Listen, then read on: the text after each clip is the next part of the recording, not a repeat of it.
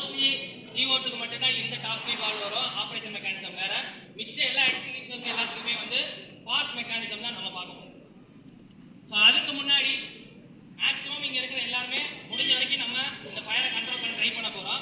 First என்னன்னா, sir வந்து உள்ளக்க வந்து ஒரு சின்ன நியூஸ் பேப்பரை வச்சு ஒரு சின்ன விளையாட்டு காமிச்சிட்டாரு.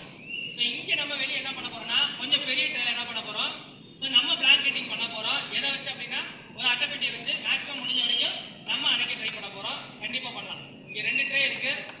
ஸோ ஒவ்வொரு கம்பெனில இருந்து ஒவ்வொரு ஆள் வந்தீங்க அப்படின்னா கண்ட்ரோல் பண்ணிட்டு ஸோ இந்த பக்கம் போயிடலாம்.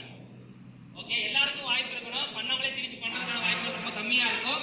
ஸோ இருக்கிற வரைக்கும் முடிஞ்ச வரைக்கும் எல்லாருமே ஆப்ரேட் பண்ண ட்ரை பண்ணுவோம். ஓகே, ஸோ ஃபர்ஸ்ட் இதை நாங்க ஆப்ரேட் பண்ணி காமிக்கிறோம், எப்படி நாங்க பண்ணணும்னு சொல்லி காமிக்கிறோம். நெக்ஸ்ட் நீங்க அதை பண்ணலாம். ஸோ ஃபயர் பண்ணலாமா? ஃபயர் பண்ணலாம்.